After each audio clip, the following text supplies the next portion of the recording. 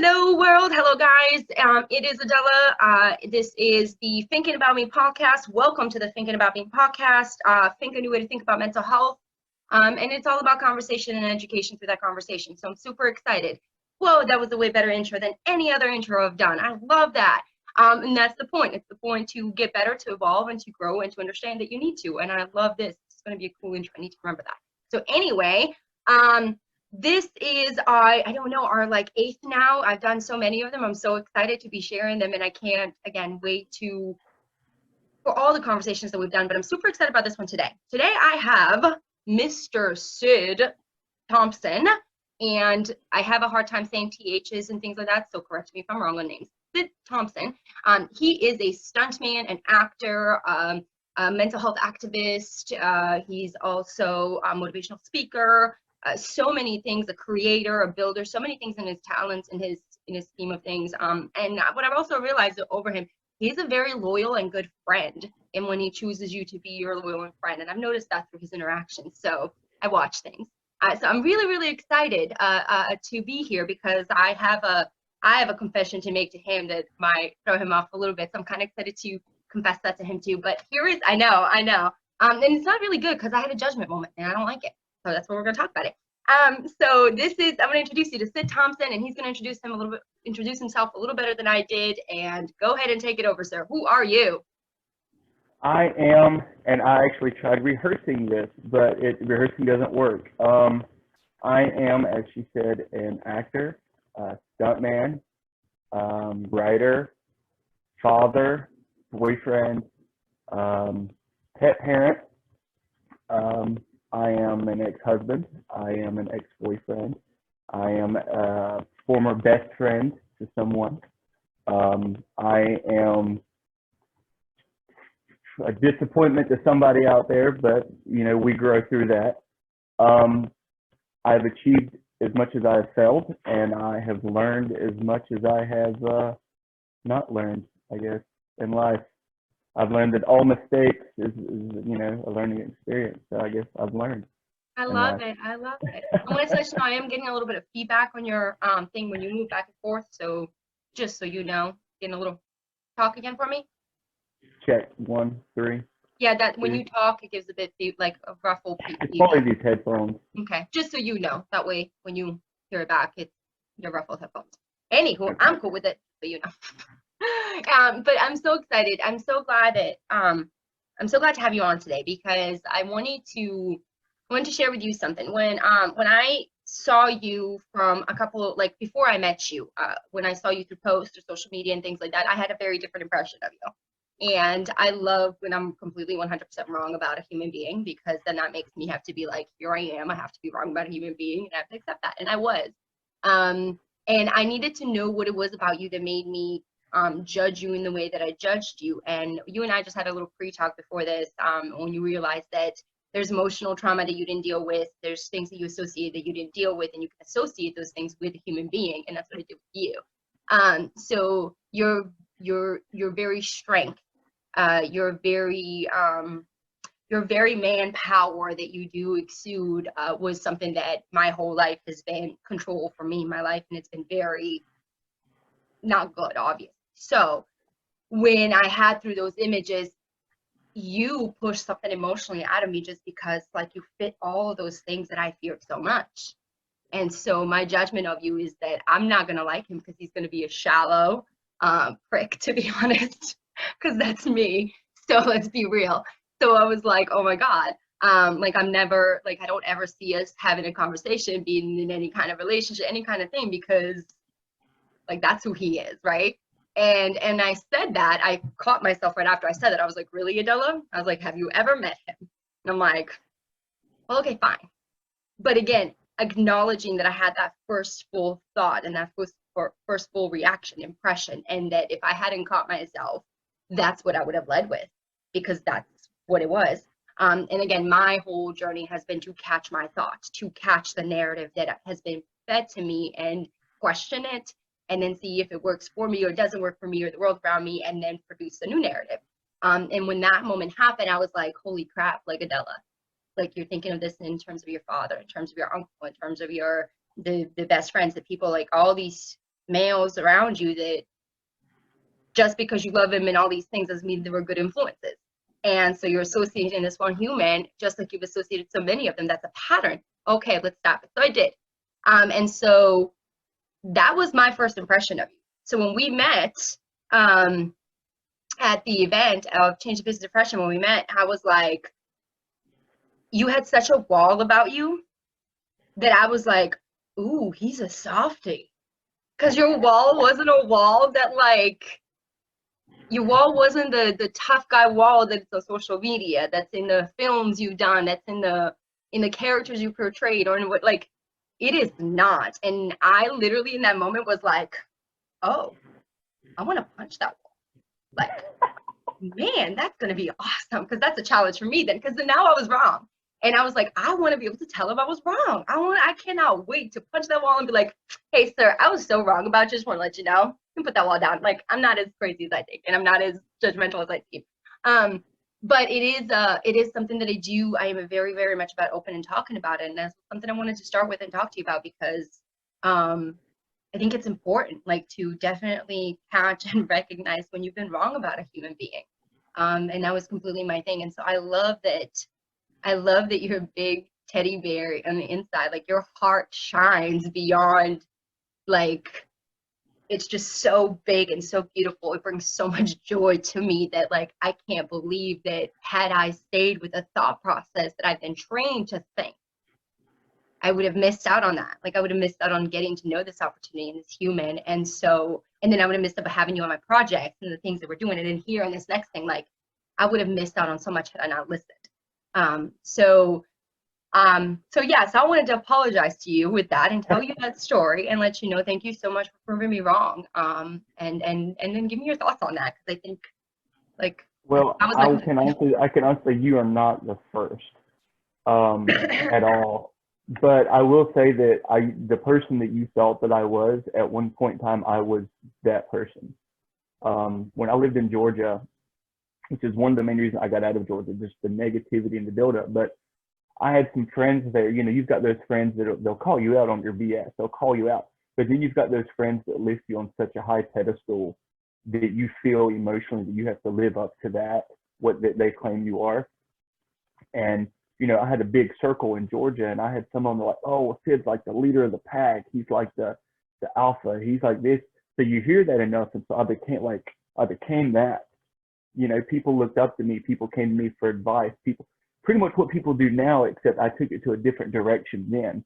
You know, I took it as people will look up to me. Okay. And now I'm more like, okay, people look up to me. I need to be careful what I do. I need to be careful what I say. I need to be careful who I'm around. And I pretty much just cleansed myself of any negativity, any person, place, any involvement, any movies, anything really that clouded any negativity in my mind. I spaced away from it, because, like, if the person that you thought that I was at one point in life, I was that person. I was very shallow. I was cocky. I would hear someone say something, oh, well, I have depression, and I'm like, no, you're just lazy. You're making excuses. You don't want to, but that's the thought pattern that I was raised to have. But once I made the decision that I wanted to help, and I started seeing that people do suffer from depression. It is a thing. Anxiety is a thing. It's just growing up the way I did. I was born in '85, so growing up through the '90s, you didn't see depression, you didn't see anxiety. Like, it's all new to me. So of course, when I heard someone say that they had it, I'm like, no, you're making excuses. You need to get out and face the world. You need to just take the bull by the horn. But then I learned that not everybody can do that. Not everybody was raised that way. Nobody was given that thought process as a child. So they still have a certain, it's like telling someone that's never driven before, jump in a stick shift and go. You can do it. Don't make excuses. Just do it. Just because I know how to do it doesn't mean everyone does. And I had to learn that. And I'm still learning every day.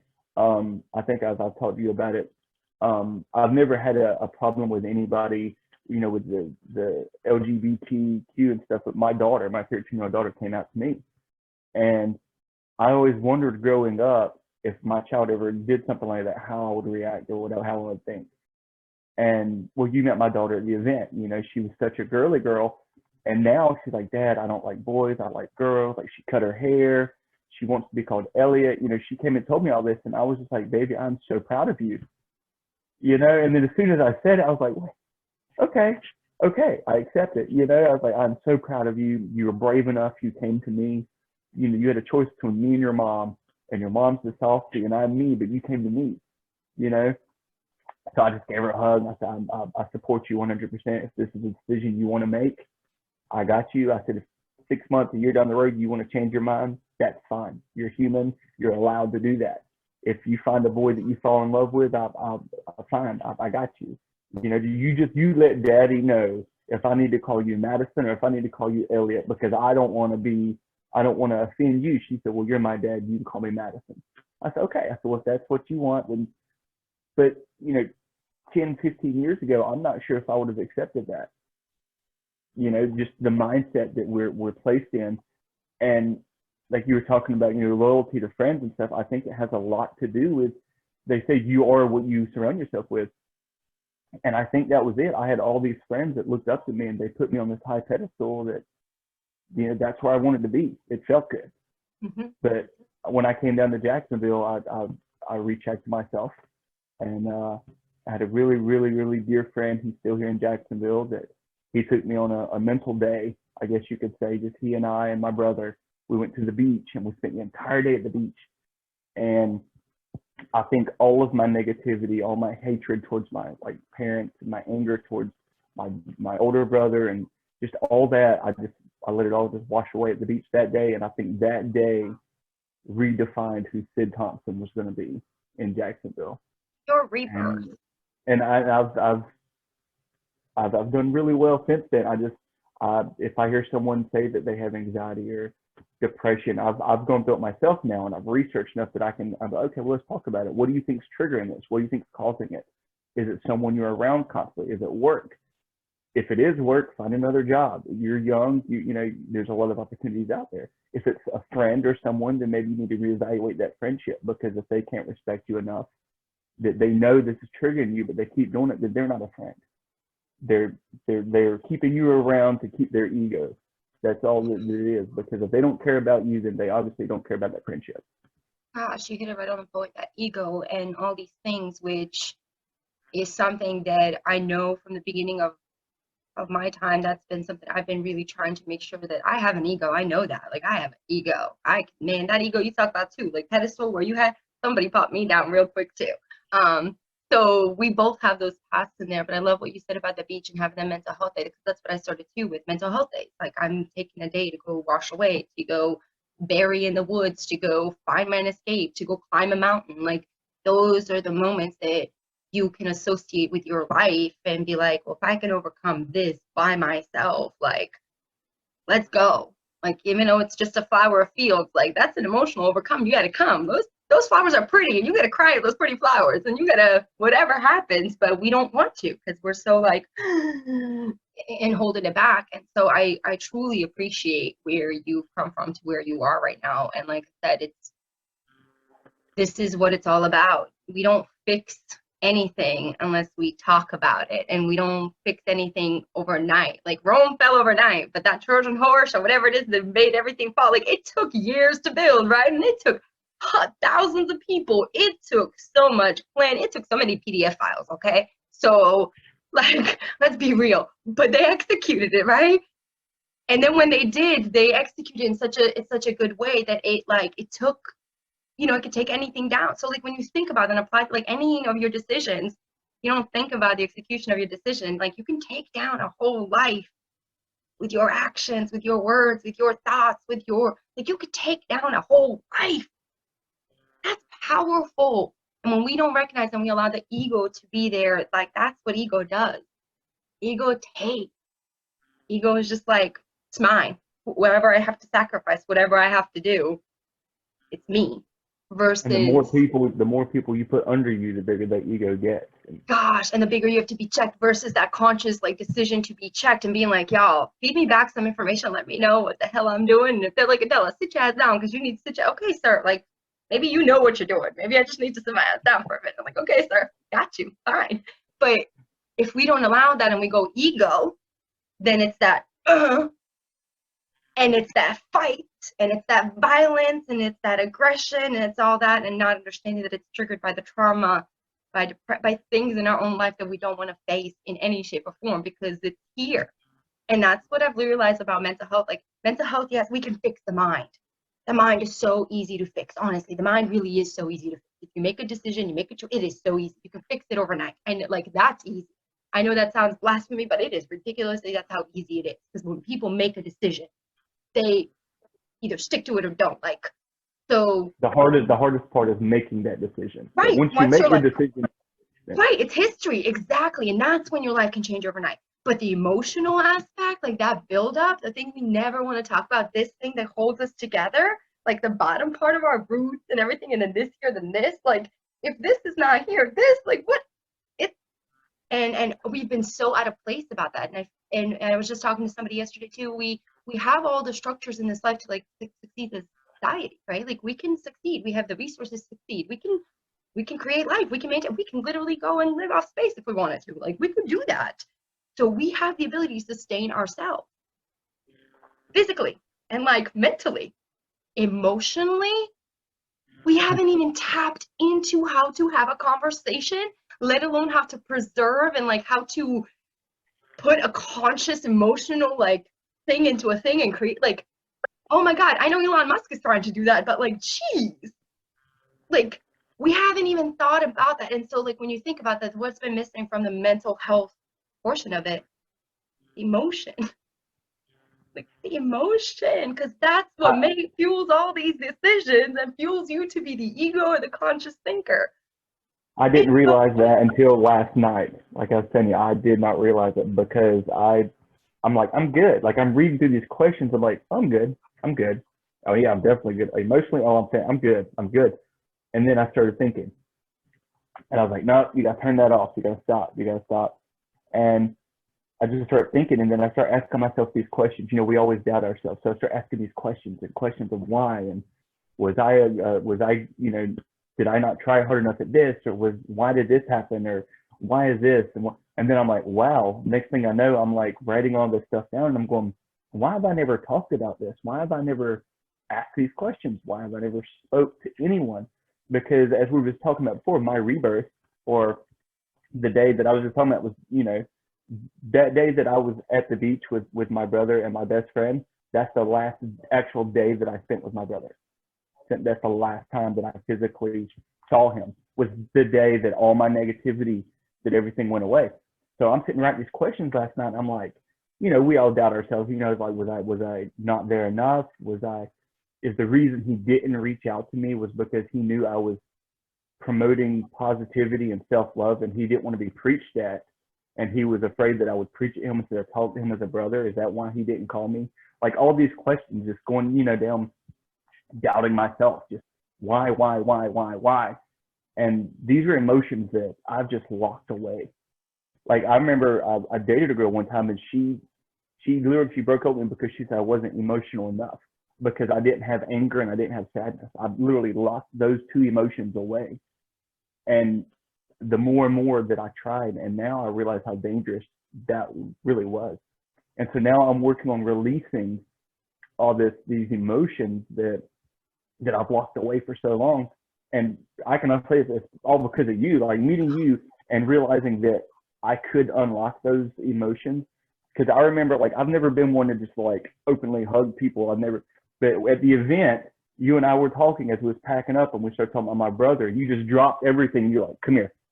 And at first I was like, okay, like, you know, and that's just stuff like that. I can help people. I can talk to people. I can be positive. I can, you know, I can motivate, but I'm still learning myself. And the only way that I can teach is to learn. There's some questions I wrote down that confused one of my friends. And I said, where does a fuel truck go to get fuel? Where does a clown go to get smiles? yeah. You know, a fuel truck goes to the same place it delivers. It gets fuel from a fuel station. And so I'm learning the more I teach. The more that I help motivate people, I'm helping and motivating myself, because I'm learning as I'm talking to these people. That's why the event we went to, I posted a message, or I posted a thing afterwards, and I was like, you know what? I went there to help and to motivate and inspire people. I left inspired. Hearing these people's stories, talking to the different people there. I'm the one that left inspired. I left, like, I was writing, I wrote about 4 pages after I got home of just stuff that I learned. And I went there to help others. And I just love how that works. Like I said, it's not about me. Mm-mm. You know, I do it, you know, for me or for them, but it's never about me. And I've had that conversation with my mom before. She said, when's the last time you did anything for you? I have no clue. Every time I do go somewhere, talk to someone or do something, I'm doing it for them. But then I learned that I'm actually doing it for me. It's like you realize that, like, when you're so selfless, like when you genuinely, your intention is selfless and you're like, I'm not there to be there for anything. Like, I'm not there to promote my business. I'm not there to talk about my personal things. I'm not there to make a connection. I'm not there to network for something longer. Like, I'm just there as a human because I said I would do what I wanted to, what I was going to do, and I'm going to be here. When you walk away from that, like, you don't know how open you are in that moment. Like, that's why whenever, like, we're through our projects, why I'm so about what's your intention of why you're here, because it isn't about us. Like, it's about coming in with the purest intention of being there, because you never know the, like, the strength you learn, the things you, dude, this past project we just did, and as I'm going through these things, and as I was preparing for this too, as I'm in the mirror and all these things, right, myself and the doubt, like all these things, the same thing, I'm going, no, like the purest intentions of everything was there. And when I walked out of that, because I just decided to be like, I'm going to let go of control. I'm going to be there. I'm just going to be there for that too. Not for the end goal, not for my vision, not for, like, this is just about that. What I gained from that moment with you guys is completely priceless. Like, there are no words to describe. There are no, because the growth it gave me as a leader, as an emotional leader, and the way you guys set my path to even be like more straighter, the structure I talked about, humanity, these things, like in that little room, as I was like, no sleep, no, like, and that it, like, I have never been more clear, more focused, more determined, more willing to make all of this succeed because of that moment. Because it proved that if the human works, Project Human works only because the human works. And if humanity works, we work. Like, we work. We can fix everything if we personally choose ourselves. Like, that sounds so selfish, but it's the selfless thing, the most selfless thing you can do. And changing that mindset from that narrative of going, I'm choosing me. Well, that's selfish. No, I'm choosing me so that eventually I can be there for you. You don't understand. Otherwise, I can't. Then the anger, then the, like, because then you're mad. Like, then you're not open to receive. And that whole, like, oh, it's just so, like, it's so beautiful to hear, again, to hear that and to know, I said it, like, I couldn't be the only human that existed like that. Like, I couldn't. There's just no way. And I'm like, there's 7 None billion of the people. rehearsing, none of the training, none of the practice that we did, none of that prepared any of us for the emotional roller coaster that we all went through on that set. Because me, Will, and AJ, and there was a couple other guys, we'd go outside and we had some of the most intense male emotional conversations outside that door. And then we'd hear, all right, somebody come out, all right, we're shooting this scene. And we'd go back in and we'd get back into character, and we'd go back outside and we'd get right back into just men opening up, talking about their emotions. You know, and I post on that, you know, I formed a new brotherhood those 2 days. And I could feel, like, you know, you have a void and you're trying to, I literally felt as we were there those 2 days, that void just kind of just closed up. And I realized it, and I was just like, wow, okay, so this is, so I'm saying, nothing, like all the Zoom calls we did on rehearsing and training, none of it prepared me. I told you guys. For what we went through those 2 days. I told you. And that's the thing, is, like, we prepared you mentally, right? Like, we prepared you physically. But because we're not there for, like I've always said, we're not you. So how are you going to take this into where you see it and what you guys did with it? Nicole and I had our call yesterday, and we're both talking about, like, what each of you brought to this set and to the characters we build off of what, like, neither one of us were on the same page of what we wanted to see for you. Let's just be real on that. Like, I'm like, I see this because I'm the emotional one. Like, I see that emotionally. So I'm like, I want that. she sees it completely this way and this, and she's like, well, no, I see this. I'm like, yeah, but they can hear. And then you guys come in, you're like, well, I think I can do this. And we're like, well, forget what we just thought. That's great, go, because that's you. Like, it's because the emotional part of you, again, like, I'm not you.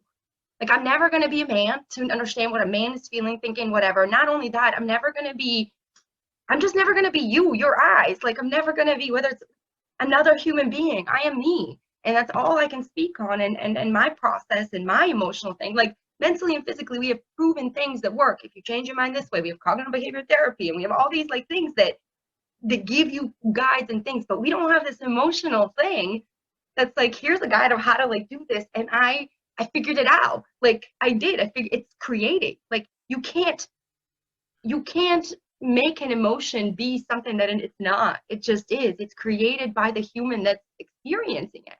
And I think that was just the most beautiful thing, that you guys all use it to create something that, again, watching your interviews, watching where you guys went in and out and be there and not there and all these things, like, it just, man, like, we're changing the world just by doing what we're doing in a little 2x4 room. You know what I mean? Like, and this. And I've never in my life been someone to open up emotionally, because as a man, or as my new phrase now, because it's a speech I'm working on, it's called "Because I'm a Man." I was taught that you don't open up, you don't volunteer the world your emotions. Men don't do that, blah blah blah, society, blah blah. But since I met you, I swear I have been more emotionally open to so many people. Like, I hear someone, they'll come tell me their story, and I'm like, well, let me tell you, maybe my experience will help you. And then as I'm saying, I'm like, am I really telling them this? Like, I haven't even told, my parents, or I haven't, and I'm talking to you about my emotional state. But those three things, physical, mental, and emotional, I've learned just on that step that emotional and mental strength will overpower physical any day. I had 2 locked joints in my spine both of those days. So all this was like almost impossible. But on that set, I was moving, I was You never know. And then I got home and I'm like, oh my God. And then the next day I'm back at it, because I didn't feel pain on set. And I didn't think nothing about it. Like, I did not feel any pain on set. Isn't that amazing? That your brain and as soon as I got home, I was like, oh my God. Like, I'd be at work trying to hold the brush, like, right, but I was just 12 hours ago, I was with a sword going on it. And isn't it amazing what your brain can produce, like what it can override when your intention is greater than yourself? Like, it's so ridiculous. Like, I remember too, like, everybody, I had it back in the back on the last day set. Like, I hadn't slept. Like, I knew what I was prepared for. And, like, I suffer from my own issues and things like that. And man, on the other day, I was back there just like, I'm like choking, dying. I was like, oh my God, but you got to walk out and do the thing and fight. I'm like, I got this. I can do this. I can walk. But as soon as I got off that set, I was like, I can't crumble. I'm like, oh my God, it hurts. But because I think I found you curled up in a corner somewhere at one point. Are you sure you did? Like, I'm sure you did. But it goes to show you that, like, when you make a decision that's not for you, like, you literally override. And that goes back into, and it's like, that's where I'm connecting to things like in war, like for my trauma, or the things when you're high end situations, like, you don't feel, you do. Like, you don't feel the pain. Like, if somebody's been shot or something, like, you don't, the adrenaline, the thing, like, in there, because it's bigger than you, than your physical moment. And when you tap into that mind and that emotional state, it's like going into this like euphoric place where you're like, I can do anything. Oh my God, I can do drugs without being on drugs. It's ridiculous. And once I tapped into that, I was like, I could never be on a drug, because, like, dude, like, imagine me, or like, that cloud's got to come down eventually. Right, imagine me taking some kind of a psychedelic and like going off into things where I'm already there by myself. Like, holy crap. So so to understand, and again, understand the benefits of that, to like be like, okay, well, that's what the brain can do and produce. And if you consciously think of it, you can produce that same feeling, produce that same thought, I can produce what? Production. And it's like, and then you learn to produce others through yourself. And like, that's just genuine. Like, I've been telling my story through you guys this whole time. through the projects, they're empty because I don't have the words, but I do have this. I have this connection. I am all for the emotion. And I think that's what, again, we've been missing in this world. And so to know that we figured it out, like to know that everybody was in pain in some shape or form on set that day. Like seriously, all of y'all were somehow, we have cuts, we have bruises, but then to know that like, dude, when we watched, okay, listen, me and Nicole don't cry like that. Like, I mean, I cry because of happiness. Like I express my emotion, but like to cry because like, I'm just sitting going, like I was so emotionally drained of watching an hour and a half of what we did, like, and not in a bad way, like, but physically, because like I went through the emotional roller coasters with you guys, and then what we did, and what like above and beyond, I was like, this is not something I even thought I could produce, if that makes sense. Like I didn't even think that the level of what we just did was that, and then it was so right here. I surprised myself big time because, and I feel horrible. I can't remember the gentleman's name, the one that you had doing the interviews for us. Jordan Jordan, Kramer. yeah. Isn't he just he genuinely was like awesome. He, myself, AJ, and Will would be outside talking man stuff, you know. And then he was like, "Hey, come do your interview." And I was like, "Okay." You know, we sitting there and we're talking. He's asking these questions, and I'm like, you know, I'm honestly going to open up emotionally, and I'm going to answer these questions. And as I'm talking, he's looking at me, and I'm looking at him, waiting on the next question. He just goes, "Wow, wow, I was not expecting that. Wow," like, you know. And I was like, "Is everything okay?" And he's like, "Wow, that's good stuff. Wow," like, you know. I remember hearing that clip in there. He goes, "Wow, I was not expecting this, Adela." And like, I was like, neither were we, because here we go. I just had an idea, and I was like, I need to create. And Will, are you up to it? Will's like, "Oh, okay, Adela, let's go." I was like, "Nicole, are you up to it?" There's just like, whatever you want to do. I was like, okay. Get them while they're vulnerable, huh? Let's interview them while they're in this emotional state. Let's build that vulnerability, you know, have them all open up. That's pretty much what happened with me, is that I opened myself up when I walked in that door, and I made myself vulnerable. And he started asking these questions, and I was just like, okay, like, we're here. You made it. Let's just go for it. I wanted to ask you, from my perception through these last 3 years, with Project Human, just in general, like with the process of like I've walked you through and stuff with that, what I've noticed is that unless you're ready to kind of make the change for something, like you're not ready for Project Human. I don't mean it to be like we can't help, we can't be there, we can't whatever, but like in it, like really genuinely to be able to be the structure that you want to be, like what would I put you through into all that stuff, like unless you are ready to take control and ownership and responsibility of the self when we're there. It's something that I've learned because I've had through this process, a couple of people let me know they couldn't understand why they couldn't form picked or why this or why that. And for me, I'm always looking for that emotional stability, at least some of it, because at the end of the day, if I put you into this role and you're going to have a sword in your hand and you're going to get mad at someone, I can't afford you to go kill them. Like it's an art piece. So like, we got to make sure we have some stable, you know? And that's what I've kind of realized is like, at least you have to have some kind of recognition of like that emotional things like exist and that's there within the self. What is like your thought on that? Because it's something that like I've been questioning myself over the last year and a half, like why people don't stick around so much, or why this or why that. And it's like, it's not me necessarily, or it's not the process, but it's genuinely the responsibility of the self. Now, is that something like I think from an emotional standpoint, or we don't know the strengths, like we don't know the strengths of emotion or mental. Today's day and age with society and where we're brought up, all we know is physical. Yeah. You know, if I have muscles, I'm strong. If I don't have muscles, I'm weak. If I have tattoos and earrings, I'm cool. If I don't, then I'm not cool. If I wear glasses, I'm a nerd. You know, there's a stereotype for every physical standpoint. We don't really look at the mental or the emotion. I've learned what used to drive me was physical. Since meeting you, I've learned how to channel emotional and mental, and that's what drives me. Because we all said on set, we was like, we're going to come in angry, so don't be offended if we do, and nobody did. You couldn't. As soon as we walked in and we saw each other, we were just like, love, love, love. But as soon as you said, or Will said action, it was, you know. And for me, I would pretty much, I would channel just every bit of, or I don't have much anymore, but anger or sadness in me on those moments. That's why every time he would say cut, I'd take a step back and I'd have to.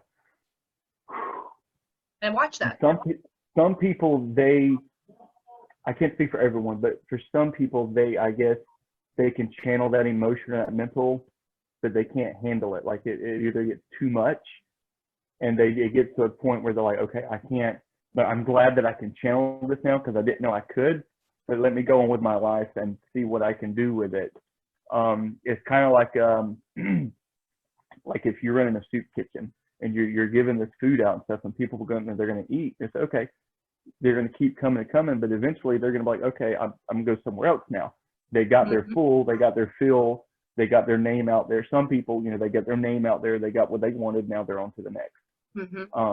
But speaking from an emotional standpoint, I do know it is draining, but I don't mind it because it's new to me. It's like going to the gym. If you've never been to the gym and you start going, you love it. You're like, yeah. But after a while, you're like, it gets tiring. So emotionally, I think that the reason people, they can channel that for a little while, they're on fire about it. Like they're just on fire of the attention that they're getting or the attention they're giving, but then they outgrow it onto the next thing. Some people, humans, we get bored very easily of routine. But I feel that if you can channel a true emotional connection or a mental, it's always new. It's never the same. Ever the same. Every time you and I have met, I have gone through a different emotional something, whether eating lunch or on set or on Zoom or whatever it may, even an email, I'm just reading something, I'm just like, wow, okay, I didn't think of that, and it's new every single time, and I love it. And it's like it has become a drug for me of experiencing that emotion every time, because some people, we go through life without feeling emotion. Or if we do, it's minimum. And you've got me listening to songs I would have never listened to before. And now I'm looking for new songs, which if you haven't heard it, I just discovered the song a few days ago. My girlfriend's a huge One Direction fan. And I found a song by Harry Styles called Falling. And I have fallen in love with this song. And just the music video, I've been watching it. I'm like, oh my gosh. Isn't it amazing to isn't it amazing? I think that's what I've realized is that, again, I've had to let go of expectations of other humans. I have no expectations of humans. I have requirements in my life, and I require humans to meet the requirements for the jobs or for whatever. And if they don't meet it, then I don't have that emotional attachment. So I don't put the emotional draining and strength on them, because I know that my process is emotionally draining. So I've really learned that balance, which is why I wanted that opinion on your question, because it does confirm, again, the steps that I need to take, if that makes sense. And then the things, if we're going to make this change, again, I have to grow and I have to learn and involve it to make sure that what we're doing is the right of what we're doing, and it's for the right people that want to do that, and not a forceful thing, because at the end of the day, that's not what, we can't do that. That's what I feel like is one of the wrong things about everything we're doing right now, which is forcing everything on everybody, and nobody knows what to do, where to go, how to think, what to feel, how to act, anything. It's wrong one way, it's right this way, it's up this way, it's down this way, it's sideways, and you're like, time out. And so that's not any directions I ever want to take, because again, that takes away from the human. So isn't it amazing that once you transcend that moment and you're like, I'm not here physically anymore, I'm not here physically, if you really think about it, I'm not here physically, because when are we physically there?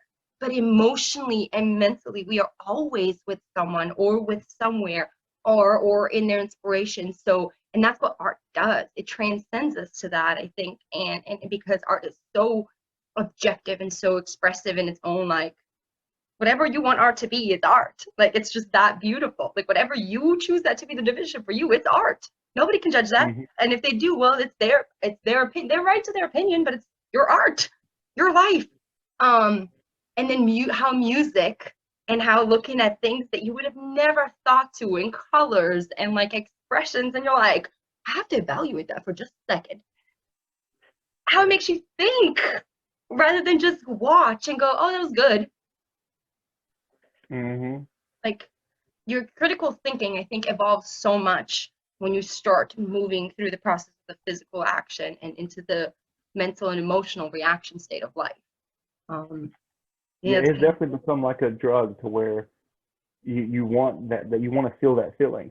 So I've caught myself, like the other day, I watched a TV show that I would have never in my life watched ever on Disney Plus, but I watched it to get that emotional feeling, of love and compassion and romance. And I'm watching, I'm like, oh, how you can watch, you can just watch a show and like you can emotionally, like you're there with them, feeling this, And I was watching it with High School Musical, the series on Disney Plus. I love And it. and so I'm sitting here home alone, okay, because I'm a man. I'm home alone, and I watched the series all the way through. I texted my roommate. I said, "Why is there not a season 2 to this?" And she was like, "Wait, you watched it?" I said, "Yeah, I just finished it. Like, what's next? What's happening here?" Yeah. And isn't it awesome how like you can literally connect to then anything and anybody, and it's not age, it's not gender, it's not physical, like it's not like what you just said too. When we go back to our we have everything for physical label of a human, but nothing for the emotional. And when you do like completely just remove the physical, like you literally recognize that you do not matter in this physical form. Like unless you emotionally and intellectually are going to provide something, you physically don't matter. Like it sounds so mean. It sounds so but like, it's true, yeah. but it's the truest of things. So like, how do you make this physical form be actual value? Like, and that comes from within, that greatness, that thing, that power, that emotional connection. And to hear you be like, High School Musical, I'm going with my husband and I had sat down and we're thinking about watching something else too the other day because we wanted to have this emotional thing, and it's a Disney thing. Because we wanted to feel it. Now, I'm not saying my husband's all emotional because that's something we're still working on. But again, to have that, I'm like, right here. And he's like, yeah. I'm like, And you know what I loved about going back into this, when Jordan came on, because I had to remove half our crew for filming. But there was a reason for it. And so when Jordan came on last minute, I was like, what do I have to do? I was like, dude, all I care about is this. I said, get me this. I don't care how you do it. Just get me this. And he walked out after doing a few of y'all's interview, and we were across the room. I'm walking in, and he walked in. He goes, Adela. I was like, what? He goes.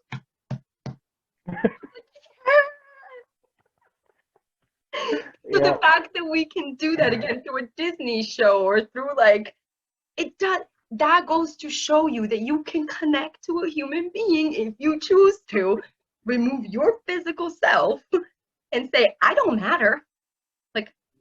How can I just be there here with you in this moment? You experience it all, and you're like, I'm still here. What do I do? How do I get more? How do I be here? Because then you realize you're capable. You realize that it's a good thing. You realize the feeling is not bad. You realize that it's warm and fuzzy, and sometimes it's painful, and sometimes you are angry. But like you're really not angry all the time in your life anymore. Like anger kind of dissipates. You have to deal with happiness and pain. Like, and I mean, and the pain that's part of life, but you don't deal with anger. Like you don't deal with the negativity, you process it. And I think that's just and that's the key is you talking about physical and mental. At my job, which the people don't work there, I had 3 or 4, maybe 5 employees that worked where I was the manager, and they always behind my back would talk about telling other people, oh, watch out, Syd's a jerk, Syd's this, Syd's this, Syd's that. And finally one of them came to me and was like, hey, they're all saying this about you. I said, yeah, I know. I said, every single day, I know. I said, but what's one thing you've noticed about me? And he's like, I don't know. I said, every single day, even though I know that you guys are talking trash about me and calling me names and talking bad, I said, every day before I clock in, I come over and say, hey, how are you doing today? Are you good? Do you need anything? How was your day? Everything good? And he's like, yeah, okay, yeah, you did. And he noticed they also realized that every day I would check on them. Hey, are you good? You need somebody to talk to. Every day, knowing that they was trash talking me every single day. Because as their manager, I would make them work and do their job. And as Sydd, being off the clock, I'm like, hey, are you good? Are you okay? Is everything good at home? Do you need anybody to talk to? But they only saw that physical, or you're the manager and you're a jerk. They never looked at your Sydd, you're concerned and you're worried. So I let people, when they see me, I just let them assume what they want to about me. And then once they get to know me, they can be like, I was completely wrong. Isn't it beautiful? Like, I love it too. That's why I love it. I had a question Will was asking, because we're finishing off the documentary yesterday, and his question was like, what's the one thing that, something about you or whatever that, I was like, what I love? I was like, I love that people underestimate the crap out of me. I love that when I walk somewhere, they think I'm just this like nerd, this little goofy thing. Like I am all that you see. Like I am everything that you see, but I'm also 10 times more. So I'm giving you all of me, like that's me, but let's not forget that just because you see this does not mean. And Little so, firecracker. and I was like, so I love that I'm underestimated. I love that people go, oh my God, and you do this, and oh my God, and you do this, and how do you, because I'm not focused on you. Like, I'm literally not focused on you in any second. Like, I'm focused on me. And I'm trying to make sure that if I say I'm going to do something, I do it. And that's been the one thing about my word is that where I come from, my word is my law. My word is something, and I feel like that's what we lack here so much of, because we dismiss it so much, and we're just like, oh, well, I said I'd be here and talk to you at 11. However, I got busy, so let's just reschedule. And it's like, I could do that. Like, I genuinely could do that. However, I gave you my word and you gave me your time. You've already scheduled it. You've already put in the thought and emotional process into this. And for me not to even consider that just because that's what makes us selfish. Since I was like, no, like I can just take it. Like I said what I was going to do. But I also realized that if I didn't keep my word and do that, like I wouldn't be here where I am. As much as it's like hurt me and bit me in the ass 1,001 times. But again, it wouldn't like I don't just talk the talk, like I maul the walk. Don't come at me. And I can say that because I kept my word.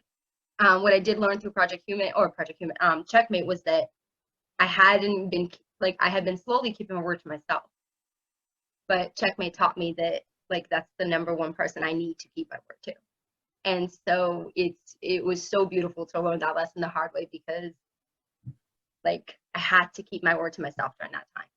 And that word was if you can't stay true to yourself, then you can't be true to anyone else. I mean, you've got to stay true to yourself, number one. Yep. And that's what like it was that's why I said you guys all taught me so much. Like you guys just solidified those little cracks that I had of doubt. And that's what we need in these journeys and these open conversations. I've actually changed in the past 2 years. I wanted to be famous. I wanted to be a big silver screen actor. I wanted to be a very well-known writer of my short stories. But then my short stories turned into motivational speeches, and my acting and stunt work that I wanted to do turned into more of art instead of career. And so it changed from wanting to be rich and famous and big screen and big actor to I want to try to cure the world. I don't want to be a doctor. I don't want to be a surgeon. I don't want any of that. I just want to be able to show people from example that it doesn't matter what your background is. It doesn't matter what negative trauma you've had in your life. None of that matters. I've always grown up hearing people say, oh, well, this guy's in prison. He screwed up because of his childhood. And, they blame it on their childhood. And I grew up with abusive dad, abusive stepdad, alcoholism, drugs, being homeless, being in abused women and children's shelters and all this stuff. And my older brother, yeah, he's in prison, but he can't say it's because of his childhood. It's because of his own mental state of how he chose to live. I went through everything he went through, and I turned out the way I did. So I can't blame my childhood for turning out bad. So I just want to be able to show people that it's and I've had this conversation with so many people, it's your life. It's your choices. It's your consequences. Can't no one tell you how to live your life? Why? Because they're not living your consequences. Life literally is A and B. A, you're born, B, you're dead. It's what you do in between, it's that line in between A and B that defines who you are. Our life is our journey. We all have our own journey. Your life isn't my journey. My life isn't your journey. Our journeys may parallel at some point, but they're still our personal journeys. And I want to be able to let the world know that, don't feel obligated to your friends or your family don't think that they're going to make your life happy, because they're not. If you want to do something that you feel makes you happy, then do it. You don't need anyone else to tell you yes or no. You don't need permission to live your life. You were born, you were given your breath, you were given your life. You're allowed to go live your life. I mean, you're not out hurting people or doing things illegal, but if you have a dream, do it. If you fail, fine. How many of us haven't? Okay, every success has started with a failure somewhere. So I come from wanting to be rich and famous to I just want to let people know that it's okay. You screwed up. We all have made mistakes, okay? Don't blame other people for your failures, but also don't give credit to someone for all of your success. Ooh, so I'll give you this. That's something I had to learn the hard way. And that's something I'm still learning because I'm one of those people that I don't want to take any credit for the things that I like, especially if it's a collaborative thing. Like, I don't want to take the credit that I did, like, that was the top dog, because I've always been, again, what you've been told, the narrative. But let's be real, though. Like, if it wasn't for me, we wouldn't have gotten the stuff done. So that doesn't mean that everybody is not important. But let's also not go down and trickle down that everybody deserves the same amount of credit. Mm-hmm. Sure, your Because if credit. it weren't for this person's talent, you wouldn't have chosen them. So everybody has a certain amount of credit that they're due. And if you don't get your credit, then you just earn it. Let's just be real. Like, it's not anything personal, but you either earn the credit or not. I mean, that's the first thing they teach us in school. Earn your credits. So it's the same thing in life, I think. We're just not China, where you're literally earning social points and credits. So, like, we have to learn to do that ourselves. Like, they're forcing So I guess overall, my dreams in life were about me. Yep. And then now they're not about me. They're about. Isn't that like? And yet you're so focused on you. How crazy, like, how paradoxical is that? Like, how, like, crazy is it that it's just like, well, it's all about me, but it's not about me at all? What the hell does that even mean? Well, it means that I'm here to physically be able to produce this, but it's not about me. I'm just here to ride the emotional roller coaster. Like, I'm just a vessel. I'm just a vessel that's pushing that positivity up. I love you for that, because that's what I said yesterday in my documentary. I was like, I don't exist in a physical form. I literally learned I was just a vessel. I literally am a vessel for emotional and mental, like, I'm the bridge. That's it. Like, I have learned that I'm the bridge for the emotional and mental thing that we need to talk about. How? I don't know why. That I was chosen for this, the process, maybe my life. Maybe that's what it is. Maybe that's just, it's what I'm able to handle it. I don't know. But at the end of the day, it comes from my mama. So, like, I learned it all from my mama. Like, we got to give credit where credit's due. And if it wasn't from my mama, wouldn't be here. If it wasn't from my daddy, wouldn't be here. As good, as bad as that may be. You know what I mean? Like, we wouldn't be here. So giving credit, good or bad, to the people that it's due, but then making the decision which credit you're going to take is the important part. So I think that's beautiful. You could have went this way, but you chose to go this way. And again, it's your path. Like, I love that. I have another question for you. Well, this is a two-parter. Number one, who is a famous inspiration to you or a motivator that you would like, that you look up to? And then who is somebody in your life, an everyday somebody that you're like, look up to or think about, that gets you through inspiration and through life? If we're going to go with a celebrity at first, I would say Kane Hodder. Okay. He is the stunt guy. He was Jason Voorhees. I watched the documentary of him. I think it's called The Hell and Back. And it's the Kane Hodder story. And he talks about how he was bullied and picked on as a kid. He was like, someone literally threw vomit on him as a kid in school, bullying him, picking on him. During one of his stunts, he caught himself on fire. Like 90% of his body is scar tissue from being, and he still kept going and going. And the way that you thought I was, when you see somebody, like if someone, they just saw me, they'd be like, this guy's this. But then you start talking to him, and I've heard his documentary, and it's just like, wow, what's coming out of his mouth is not physically what I see at all. Physical, emotional. And so he's one person that I would definitely look up to as far as film and positive, pushing the role model positivity. And as far as real life, the one man that I looked up to the most, he's not with us anymore, but he was his name was Stacey Hartley, and I called him Pops. When I moved to Georgia, I met him. I was just a teenager. His son and I became best friends, and he took me in.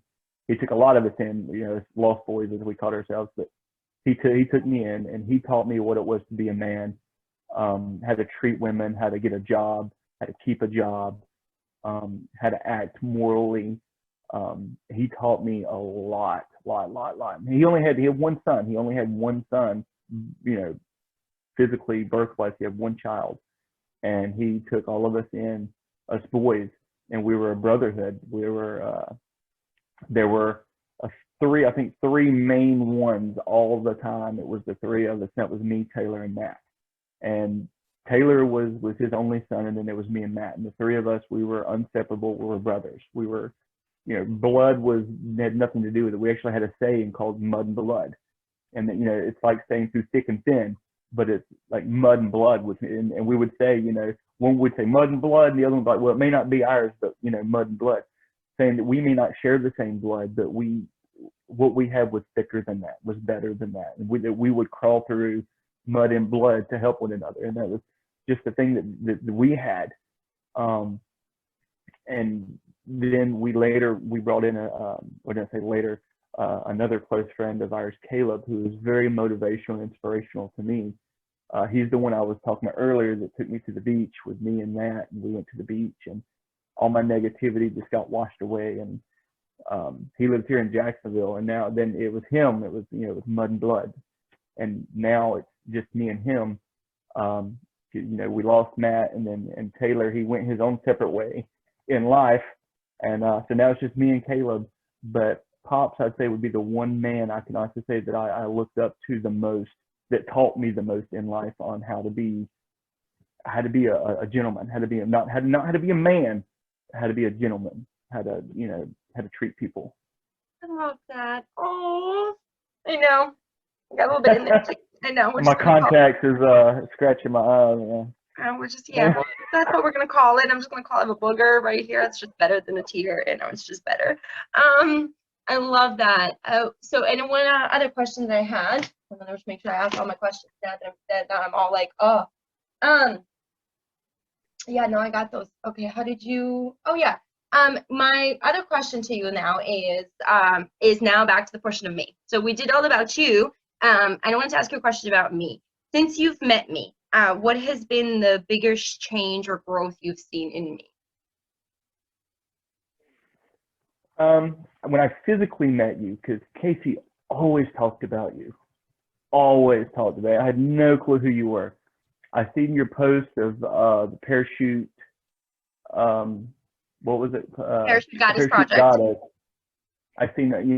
I think I'd added you on Facebook, and I'd seen all your posts of Parachute Goddess and all these things you were working on, and I was like, wow, this chick must be like huge, like she, in my mind, I'm like, California and, these, big companies, and she, she must be like Vogue magazine and all, like she must know all these people, I love it. And like this big celebrity. And then we got to the event, and she was like, oh yeah, Adela's gonna be here. I was like, wow, you got Adela? Like I feel like I met you. I was like, you got her to come to this, this event. That's awesome. Like that little magazine we had that my little photo was in meant nothing. Like, you got Adela here? Like, I still hadn't met you. So to me, you were still like, up here.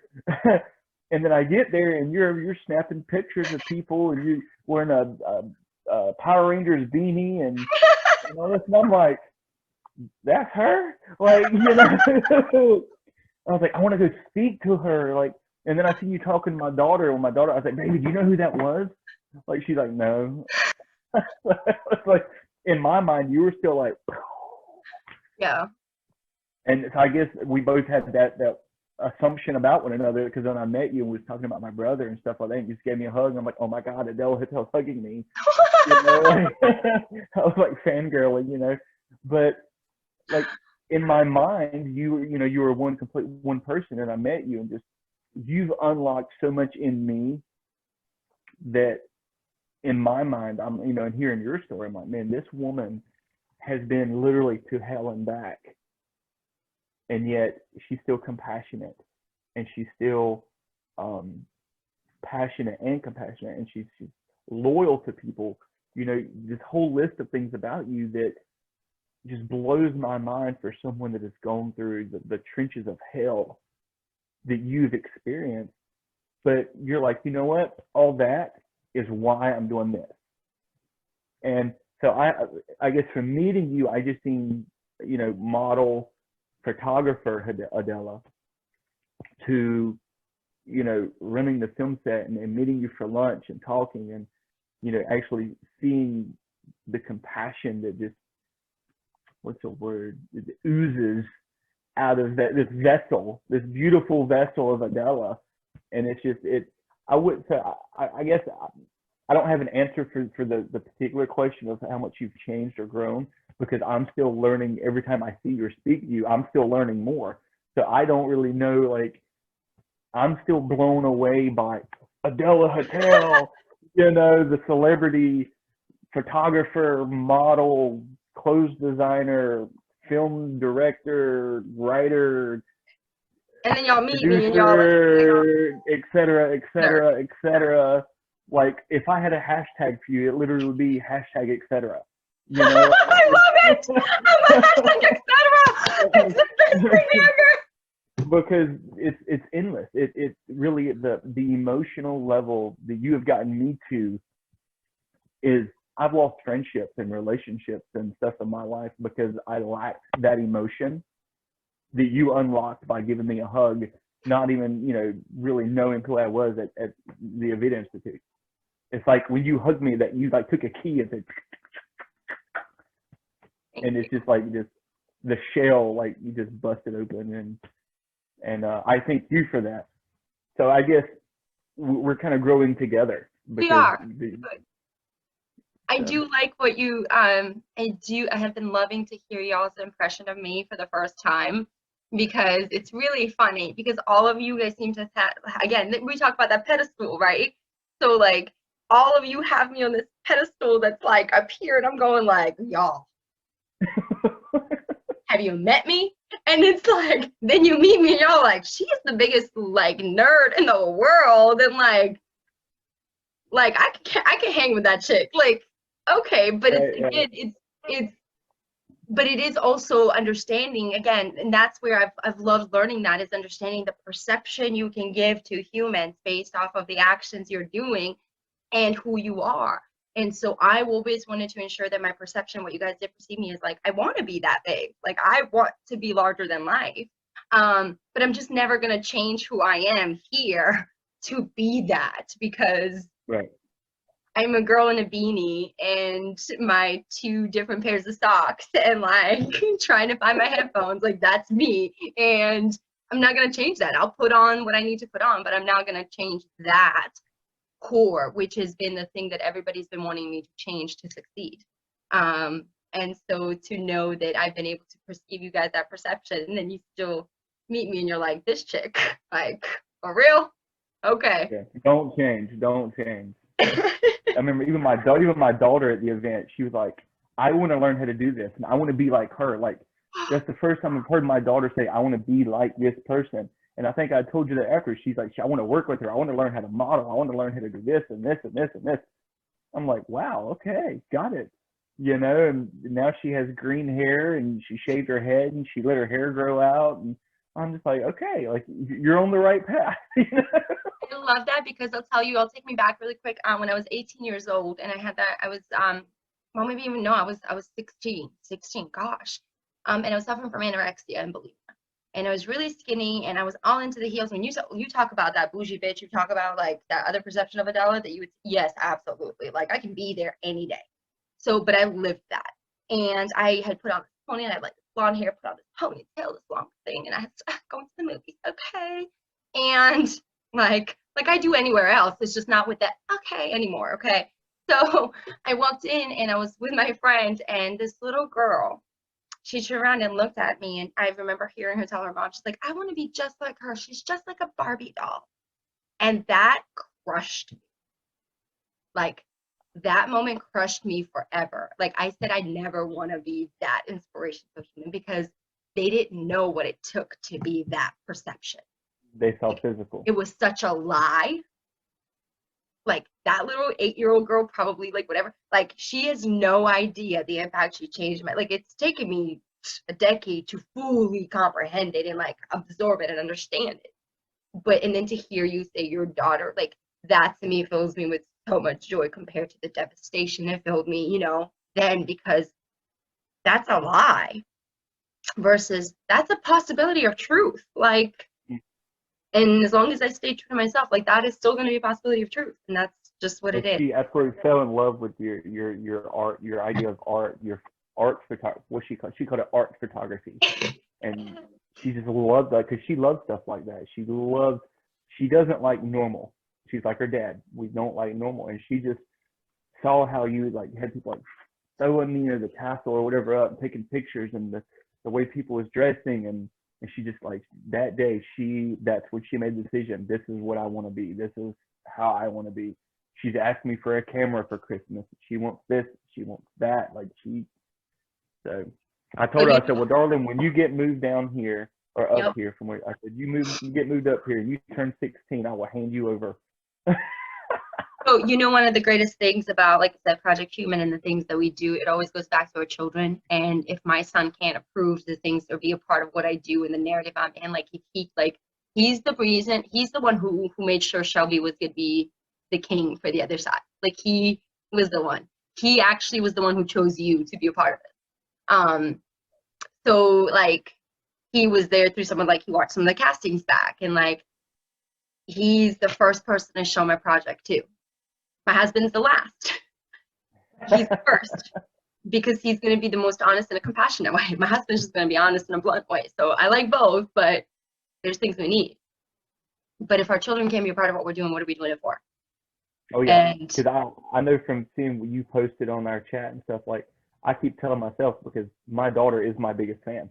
I've seen her Snapchat videos where she's in bed watching some of my work, and she's like watching Dad's film again and doing this and this. So I'm like, I'm so ready for Checkmate so I can show her. Like I'm not worried about anybody else. Like I'm just so ready for her to see it. Well, I'm gonna listen. So what we're gonna do to make her happy, just so you know, is we're gonna get on a Zoom call sometime whenever you're together, and we're just gonna show her. Like we'll just do a preview for her. Okay? Like we'll just give her. Yeah, absolutely. I'm all for that because I think it's beautiful. Like well, I'm picking her up Christmas Eve to bring her here. All right, so listen, so let me know the time she's here. We'll set it up and we'll go through some things so she can see her daddy in action. Like, I just want to sit there and look at her to see her pregnant. Let's do it. I'm all for it. Let's do it. Like 100, because that's what I live for. Like, it's not, and again, it's not about the end product. Like, this is either going to be great or it's going to be shit. Like, there's not an in between. Will and I have already talked about, and that's okay because we're proud of what we did. Right? It's going to be great because we are proud of what we did. So it doesn't matter. Like, there's never going to be shit to it. Does that make sense? Because what our humans did. So it doesn't matter. And Will, I know you already know this, but can we talk for a second about how freaking amazing Will is as a human being? I mean, he has no God, idea. This man does not get enough recognition in life. I promise you. I know. Trust me. I know. Why do you think I'm like, I keep telling, like, I have no, that's why I say, like, and I say this in the best way. I don't have a replacement for Will. Like, in any shit, like, I don't want a replacement because that human, that thing right there has no idea of the power he possesses yet. And and even if he does, he's so afraid to tap into it. And I can't wait when he does and just says the world and is like, let's go. Ooh. But that's why we're on this journey. So whenever he's ready, he's just gonna be like, maybe he'll remember us when he gets up there. You know? That's what I say too. As a sir, you just can't forget me, okay? Like I'm here. Like I'm all for it. But he's that powerful. He's that like talented. He's that of a good human being, that good of a heart. But that's what I've also realized, that he's the first person I've kept on from any of my other humans from Project Human, like where I fought for.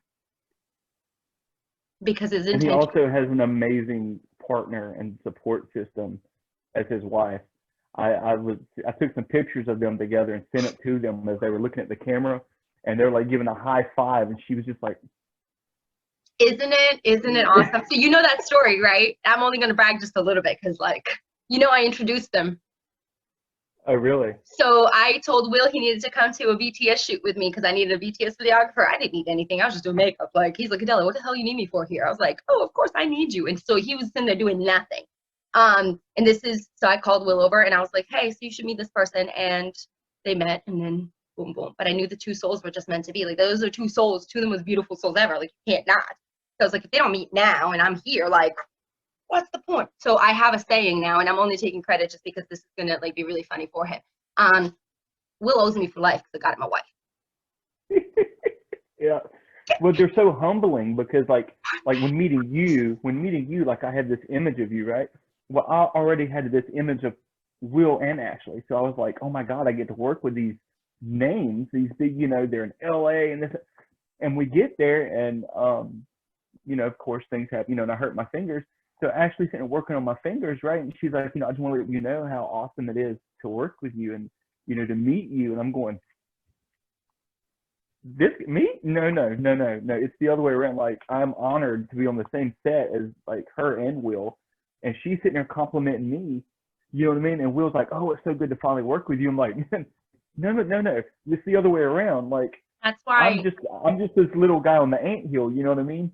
Like, y'all are up here, it's an honor for me to work with you guys. And they're both like, it's really, and it was just so humbling to have someone, with such talent to tell you and be like, to make you be the same level. And that's why it's so important. Like I said, our sets are so important because there's not an ego. There's nobody like it's a human. Every single person is a value because they're a human. And then their stories are what makes them and the details to it. Like, but the first thing is we're human. And that's why I love them, because they've stayed human with me. And like humans stay human because it's the value in humanity and not in the label. But both of them are like some of the most successful people I know in their careers and what they're doing and what they're trying to do, and the hardest working humans I know. And then add the talent and add all these things, like, come on. Like, I look at it and go like, why am I even with them? Do you know what I mean? The same way you'd be like, whoa, and I'm like, I got LA people, like, oh my God, like I got people, like, oh my God, like I'm working with Ashley Below and William P. Cook, and they're like, we're working with Adela, and we're all in that same boat. But that's why we love each other, because we all look at each other in a way that like we all could be there. But well, that's one thing that I had to accept is, some of the films that I've worked on, in Atlanta and stuff like that, I don't think about any of those, but I also don't think that other people do think about it, because we're eating lunch and people were like asking me about, oh, Deadpool and this, that, and this, and I don't think about that. So in their mind, they're like, oh my God, we're working with this guy. When in return, I'm like, I get to work with these wonderful, beautiful people, because I don't think about what I've worked on. Once I do it, like stuff like that, it was just a film. It has nothing to do with what I'm doing now. It had nothing to do with me motivating or inspiring or anything like that. So it's back there behind me. you forget your value. I don't even think about, because that's not my dream anymore. So I don't, that's, I did it, it's gone, it's done, whatever. This is where I'm going now. And so when people are like, oh, you worked on this, and I'm like, yeah, I did. They're like, why aren't you more excited about it? I'm like, well, that's just not me. Yeah, it's not who I am anymore. That has nothing to do with building up the steps that I'm going now. It was a part of your journey. And I think that's what people, again, as we're moving, like artists and true humans, and the things that we're teaching and the things that I've noticed again with our humans, is that's what it is. It's like, we're not defined by all of our past. That's just what it is. We're not defined by our past. We're defined by the moments that we're in right now. And we're not going to define our future if we don't define our moments. So it's beautiful. I have one last question for you. Where can humans find you? Your social medias, that kind of deal. Where can they find you and follow you, Mr. Motivational Speaker? Let me see, because Facebook, come on, open my Facebook. I believe your Facebook for the Motivational Speaker one is Sydd Thompson, Motivational Speaker. Yeah, my book of faith. Sydd Thompson, SYDD Thompson. My Insta, which I had it separated at one point with my Facebook. I had my Facebook, and then I had the Motivational Speaker Facebook. But then once I came to the terms that that's just who I am. That's just who I am. So if anybody needs to reach out or needs a word of encouragement, just find me on Facebook. Yep. I respond very quickly. So just find me on Facebook.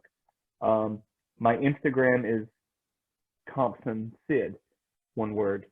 It's still SYDD. Everything I do is going to be SYDD, unless it's something, legal documents and that's put Sydney. Everything else is going to be Sydd, SYDD. So my Insta is Thompson Sydd. And that's really the only two I use is Facebook and Instagram. And my email.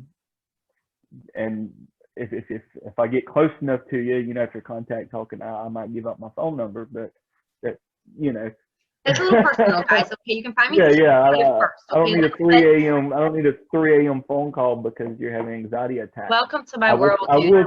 I will talk you through it. But once I hang up, but it just can't become a habit.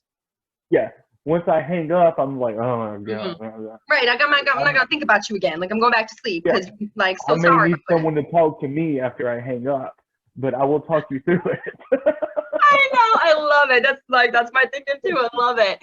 Awesome. Oh my Yeah, God. but yeah, Facebook, Instagram, definitely. If anybody just wants to talk, I mean, I don't care if it's about your dog or just you need somebody to talk to. You're feeling down, and I know with the holidays, it's the worst, the absolute worst, because we can't all be with the family we want to be with. So I mean, if you just need a word of encouragement, I'm available. Facebook, Instagram. So I have a question for you because one of the things that we're going to start doing is that I've been doing these Zoom conversations for a couple months now, and I'm really loving them because I learn a lot. But again, it takes time to get them out and it takes time to get things like everywhere. So one of the things I'm going to start doing in January is going back to last January we started our person meetings, but of course COVID stopped all that. So we got to March and then COVID was like, you can't do it anymore. And I've had to reevaluate, rearrange everything for it. So starting January, on January 22nd is my first online Zoom, all inclusive, open to the public conversation. So we're going to be doing a thinking about us conversation starting January 22nd. And once a month, we're going to do that. And we're going to do it for 2.5 hours. And we'll figure out better time frames and stuff. But one of the reasons I wanted to do it at like later time was because I wanted you to be one of my speakers. So each month we're going to have a guest speaker and they'll start the topic and then we'll pick 2 stories to come in and share. And then we'll discuss it and then we'll take some questions and kind of thing. But it really is just like this, just have a conversation because like this has been one of the most valuable conversations I've had with Sid. Like seriously, like I've been doing this for a little while right now and just thinking back on it, like I can't wait. Like I'm going to put this video out before half the other ones I just did, just because it's that much valuable. And so I feel like that again, it's that process that we need to be starting to take, and I want to be able to push that through. So I'd love for you to be our first January opening motivational speaker for it, because again, it'll just be beautiful to set you off. So check I think I forgot what date January 22nd was. But if that date doesn't work for you, I can change it because I haven't set them out yet. But I'd love for you to be part of it. It'll be awesome. So just so you Well, guys. as you said, your word is your bond. I told you this multiple times. I've given you my oath already. My oath I take to the grave. Okay, I if you know. need me, you just let me know. I still ask. Still would like to ask. Still You the could right just like, thing hey, to do. Sid. You could just like, Sid, January 22nd. Okay. I know, and it's so beautiful because I genuinely, that's the one thing I realize is again that loyalty gift. Like I have that too. I have it so beautifully, but again, that ego can go into the wrong way and taking advantage of it. So I try very consciously to still ask, because if I don't, I know what my ego would want to do to succeed.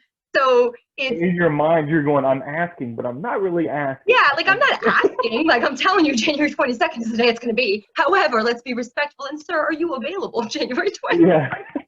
Right. So, but it I is like love we it. have to do that.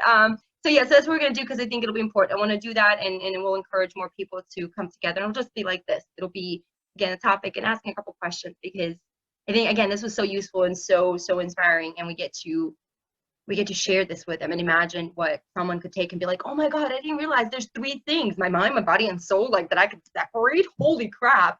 And that's literally what this whole conversation was about. And again, that's like the core of the education of it. So it'll be beautiful to have you on.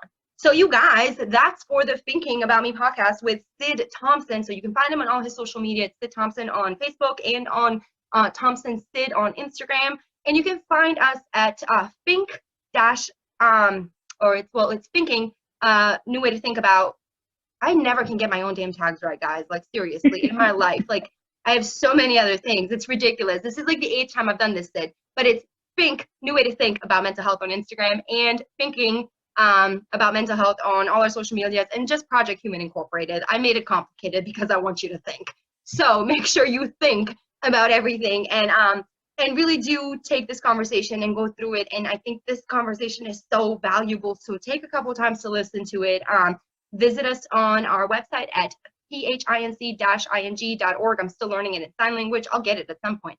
And then visit us again on all our social medias. And that's about it. So we'll see you next time.